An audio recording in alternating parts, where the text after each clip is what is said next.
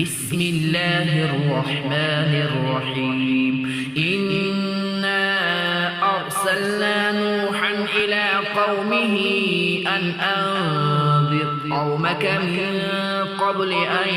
يأتيهم عذاب أليم قال يا قوم إني لكم نذير مبين أن اعبدوا الله واتقوه وأطيعون يغفر لكم من ذنوبكم ويؤخركم إلى أجل مسمى